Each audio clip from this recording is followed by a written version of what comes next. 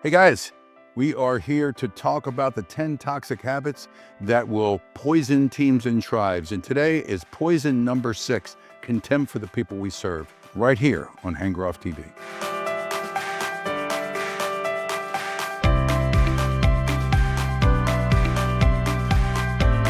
Hey guys, we're glad you're here. We hope that you like this episode, so make sure you smash the like button. Also, make sure that you go ahead and subscribe to the channel. That really means a lot to us because without subscribers, we're not going to grow and help other people in business and in leadership.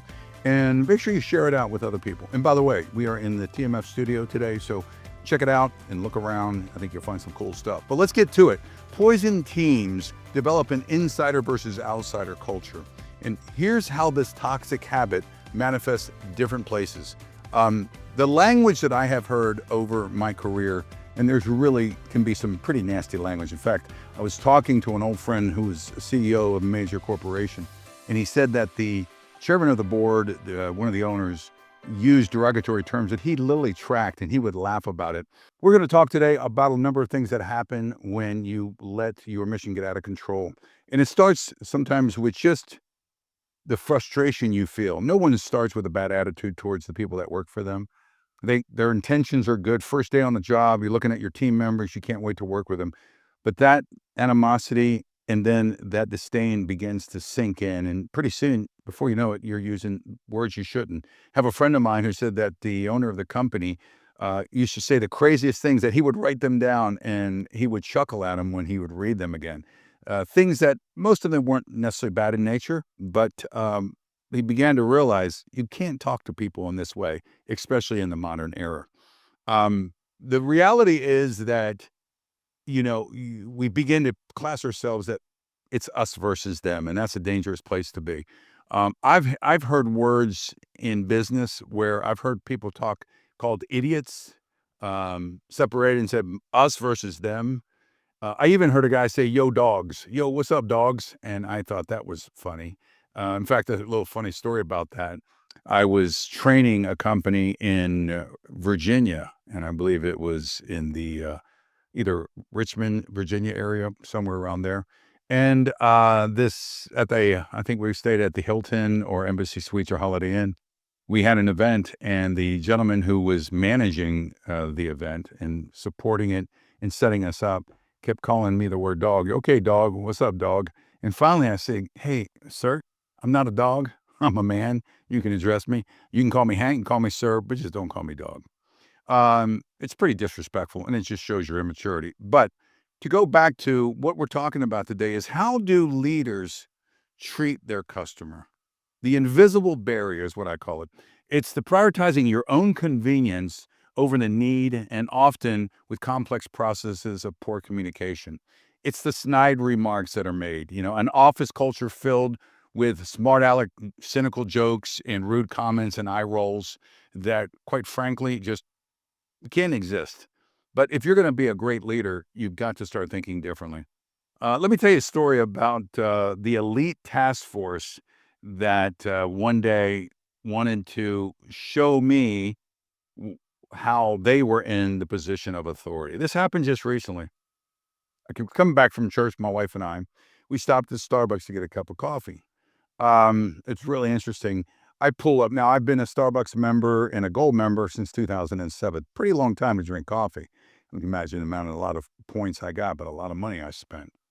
And so I'm driving through a Starbucks that I know very well. I even know the district manager over that region of Jacksonville, Florida. And I pull in and I told unusual, just give me two, like a doppio ristretto, 2 shots of espresso with just a touch of steamed heavy cream. And whatever that cost was, she wanted to add 70 cents for the cream. And I said, well, technically that would be incorrect. I said, ma'am, because I've been getting this now for years, and 1 inch of cream is not 4 ounces. And their rule book says 4 ounces or less. You don't charge them. And she said, well, I'm going to tell you that we do charge for that. That is required by us. It's one of our rules. And I said, actually, I'm happy to show you. And I pulled it up on the phone, and she didn't want to hear about it. Now, she, I guess, thought she was doing the right thing, but she said, this one time, I'm going to go ahead and let you get that cup of coffee without that 70 cents. And I thought, what a nice person she was. No, I didn't. Actually, I made a Google review, and I put a Google review, and it was very nice and polite, but I said, "Listen, someone at this district level may wanna teach their managers that, these are the rules." And I took a screenshot of the rules and posted them up on the, Google review. Next time I came in there to pay for my cup of coffee, and they said, "Oh, sir, this is on the house. It's for you." Now, I don't know if it meant anything, but I gotta tell you, why in the world do you need to win over 70 cents? What's going in your mind that you feel like, and unfortunately, whether, in this particular case, they seem to be very militant and aggressive in nature. A couple girls that I guess they had some authority role in their minds. I had nothing against them. Like I said, I know the district manager, but I didn't make a case. I didn't call him up. I just posted and left it at that. Why do people have to act that way? That's the really bad part of it. Contempt is a mirror. When you look on the people you serve, you reveal really how far you've fallen from the mission that you originally set out to do. Like I said, we all start out with good intention and then it changes. Let me show you a video. I'm going to pull this up here on my computer. This clip will illustrate the arrogance of prioritizing rules and authority over the customer.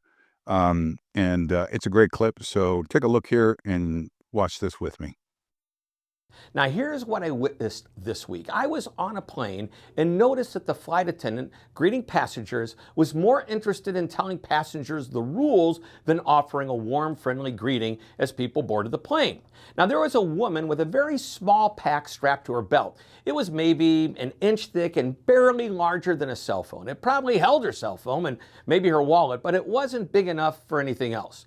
Rather than the flight attendant saying, "Welcome aboard," he pointed at her belt and said, "That's going to have to go in the overhead or under the seat."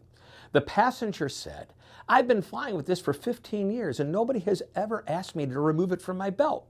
Well, the flight attendant replied and said, "I've been flying for 20 years and I know the rules." That is not the way you treat your customers. Sadly, like I jokingly said, I think I flew on that airline with that flight attendant, and sadly, there are those out there who just want to have some authority and stranglehold on the way they treat people. And of course, it's quite obvious you've seen that happen. It's probably been done to you. But here's my question to you. Are you doing that to people that you work with, that report to you, that you serve, even if you're in a faith-based organization? When you begin to recognize that those things bug you, and you should start to ask yourself, am I doing these same things to other people? We like the golden rule that says, do unto others as you would have them do unto you. And that is such a powerful statement. It's obviously found in scripture, but it can be, whether you're a faith person or not, it is so important to understand the importance of that. I believe that all of us can get sucked into that. And none of us usually start with bad intentions, with some kind of, power mantle that we wear on our shoulders and say, bow to me. I mean, I don't think that's the way we start. But the problem is we slip into that before we even recognize it. And we'll see it in other people, but we'll never see it in ourselves. You know the old saying, right? Pointing at someone reminds you that you got three more fingers back at you, saying, before you go judge someone, don't be the one that throws a stone. He who is without guilt should cast the first stone. For every poison on this program, we have talked about an antidote, right? Poison, there is an antidote. Here, the antidote is radical service. You have got to stop living for yourself and begin to live for others. It's called first focus, and it's rooted in kindness, joy, love, and duty. Contempt is pride, but service truly comes from humility. So let me read you a couple scriptures that I wrote down. Here's what to do, and it starts with Philippians 2:4. Here at HankGroffTV and our playlist here that we talk about, we always ground everything we do in the foundation of biblical principles. Whether you're a religious person, faith person or not, it doesn't matter. This is a book that's been around, the number one book sold in the history of the world, and it has the most amazingly accurate and timely principles that have ever been written. Here's what Philippians 2:4 says: Let each of you look not only to his own interest, but also to the interest of others. Did you hear what I said? But also to the interest of others. Of course, you're important. That's important. To get a job, you have to as a leader. But how important is the end objective that you'll step on people to get there? I think we all agree that's the wrong way to act. Contempt is all about your interest. That antidote flips the lens to genuinely investigate the interest of the one being served. Here's another great scripture. Let me read this to you. Colossians 3:23 and 24 says, "Whatever you do, work heartily, as for God and not for men, knowing that from the Lord you will receive the inheritance as your reward." You serve to honor God. That's the key here, which eradicates the possibility of holding the person you serve contempt. Let me show you another video. I'm going to pull this up here. It shows a powerful standard, and it maintains a high standard of service regardless of the recipient's behavior. Now, that's the key.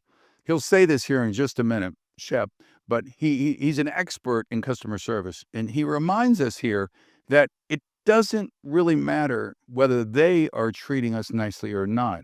What is the standard that we're upholding? What's the foundation that we're building of our own integrity, our own honor? Let me go ahead and play this for you because this is good. So I was reading a great book, Give Hospitality by Taylor Scott.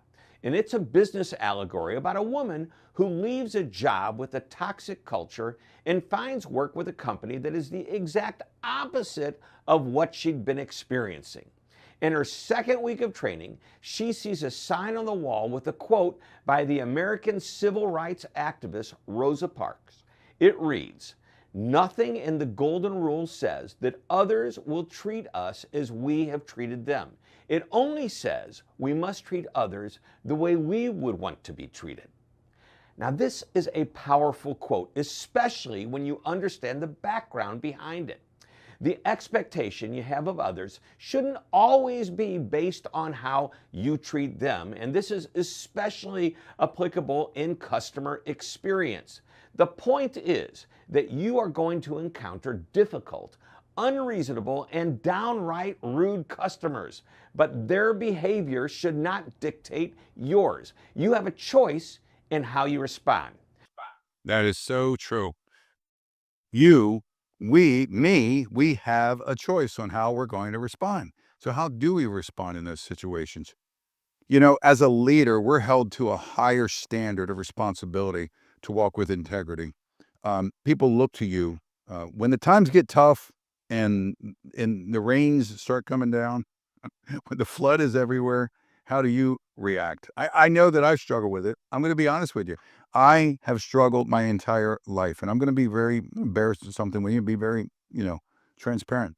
My entire life I've struggled. It wasn't only until recently, just a few years ago, probably 8 years ago, that I began to really change the way that my life lived. I call it, it's what we talk about here.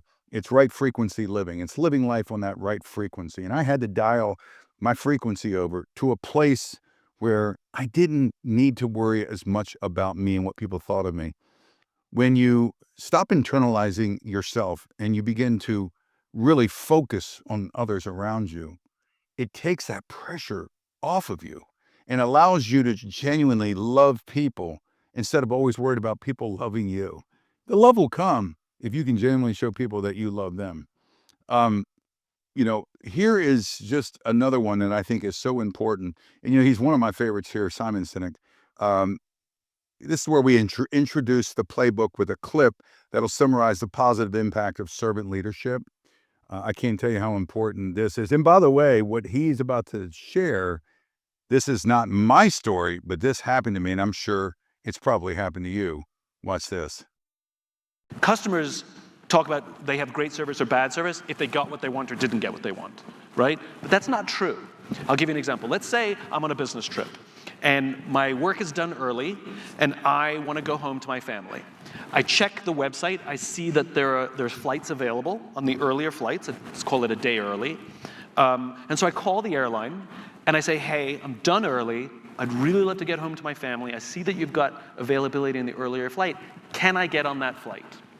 and the agent says, I'm sorry, you have the wrong class of ticket. I can't change your flight. I'm happy to pay a fee. I'm happy to pay whatever it is. Please, can I get on that flight? I'm sorry, sir. I told you you have the wrong class of.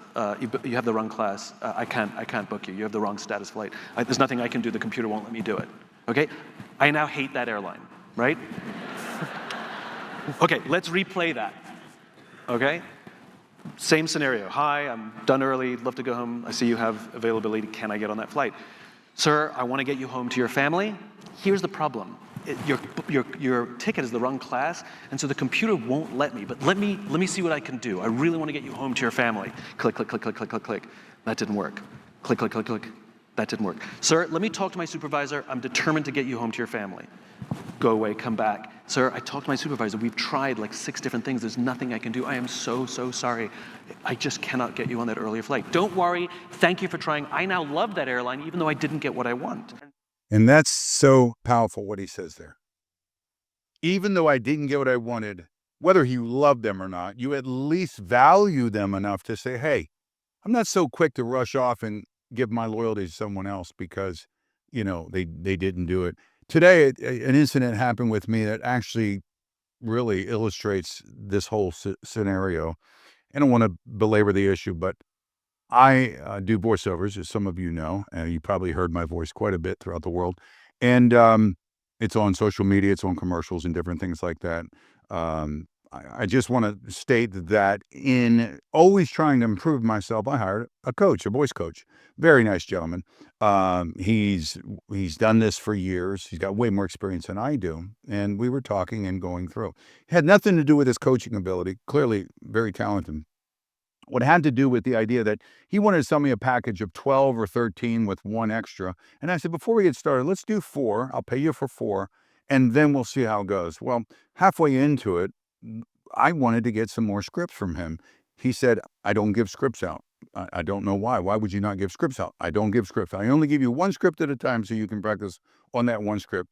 And my spidey senses said, that's for him to keep dragging me out to go forever. Well, I said, well, how could I get scripts? You can go Google them.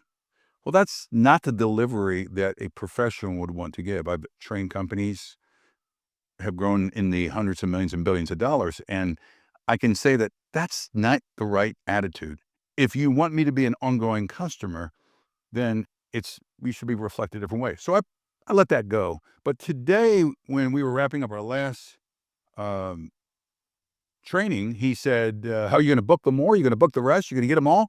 I said, nah, I think I'm going to hold off for now. I'm just exploring the new path and I'm going to take different paths. And he said, well, you really did promise. You really did said you were going to do it. I said I may do it, and it depends on how well this goes. This didn't go well. I don't plan on booking anytime in the future. And we left it as gentlemanly as we could. And I wrote him a very nice email thanking him and he willing to give him a review. But it's my decision. It's my money. I'm the customer and I need to know, right? That's the reality. His attitude should have been, listen, and I said to him, there are times when I've been hired to be a consultant and I've tried the 6-month contract, but when that person maybe doesn't need 6 months and only needs 3 and wants to get out, I say, oh, I'm going to hold you to 3 more. That's a lot of money to pay someone. And I quickly recognized long ago, I said, that's not the way to win someone's trust and respect. Now I go, pay me for the 1 month that we're going to do together. If you don't want to use me anymore, then we wrap up. Just let me know within that month. If I'm in that next month and you're in the first or second or third and you say, well, you paid me and say, hey, this is going to be it, then we'll finish it out. And I will do my darndest to deliver the best product you can have, whether it was the first day or the last day. Perhaps one day you'll call me and want to hire me again. That's the attitude to have. And that's what more people need to have. I want to share with you another situation here that I like to turn these into concrete actions. We talk a lot here about action steps or call to actions. And these are 4 concrete we talk about first focus moves to implement this week. So write these down. If you don't have a piece of paper, I'm going to read them off to you because I jotted these down. The why review. Stop every morning and answer, Who is the person I exist to serve? And what is the single biggest burden I can lift for them today? How can I serve them? 2, ban the code word. Create a team-wide rule. Zero tolerance for derogatory or contemptuous language or nicknames. Get rid of that. It doesn't help anyone. Number 3, the field trip. Leaders, spend 30 minutes in direct, non-transactional conversation with the people you serve. Get beyond just what can you do for me? How about get to know the human being that works for you? Get to know their life, get to know their wife, get to know their children, get to know what gives them the fulfillment of their life. What is the passion they pursue when money doesn't matter? Find out what that matters to them, and you'll build a deeper, worthy relationship. And then number 4, the generosity override. When a problem person does come in, it's going to happen, immediately default to over-generosity. You fight contempt with an international others first focus. Today, when this happened and I had everything in me wanting to write a derogatory review or maybe not the nicest review, I had to go back to everything we talk about on this channel and the foundation that we live by. And that is, what would God want me to do? What is the golden rule? And I thought, in the big scheme of things, how can I end this relationship and at the same time bring honor to that man and speak kind words? And as I said, I wrote a very nice email. I spoke to him as a great coach, and I even offered a good review, and I wished him a Merry Christmas. I think that's the way you leave it, because you can move on each day, as we say, with a clear conscience and a quiet confidence that you did the right job. So remember this, if you do address the resistance and you will deal with it, there's a lot of people who say to me, but their frustration, they're annoying, I'm human. The counter move, your frustration is a sign of broken system, not the person's lack of value. Don't let your anger morph into contempt for the human. Don't attack that person. Most of the time, you're upset about something else and you're taking it out on them. I think we all been through that before, right? And implement the tap out rule. Any team member can tap out of a frustration interaction and hand it to a teammate. If that person's been tasked with something and it's overwhelming them, maybe there's that balance between willingness and ability. Maybe they don't have the ability. Maybe they have the willingness, but not the ability. Don't attack them, okay? If they're trying, it doesn't fit for them, get someone to help them. Maybe coach them. And if they can't do it, give them another task. Let somebody else focus on that. So as we wrap up here and talk, we talked a lot about how do we move forward? What's our next move of action? For the next 24 hours, take the others first challenge we talked about. Every interaction you have, your family, your coworkers, your clients, your parishioners, the people that drive you nuts and you want to pull your hair out, practice the Colossians 3:23 principle. Work as if you are only serving God. Measure your success by the service you gave, not the thanks you received. You hear that? I'm going to say that again. Measure your success by the service you gave, not the thanks you received. If you're a person of faith like I am, you believe one day you'll get that thanks. It's all about laying treasures up in heaven. And whether you're trying to make $1 million with these people or you're not trying to make a dime, it doesn't matter. In eternity, a human being is always going to be worth anything on this earth, okay? So next time we face the habit that chokes out all growth, you ready for poison number 7? Punishing failure and killing innovation. Learn how fear of failure turns your team into a graveyard of good ideas. You like that? A graveyard of good ideas. Don't miss it. So do me a favor, like, subscribe, and share these messages with a team, with a tribe, with somebody that needs the antidote. And we'll see you next time on HankGroffTV.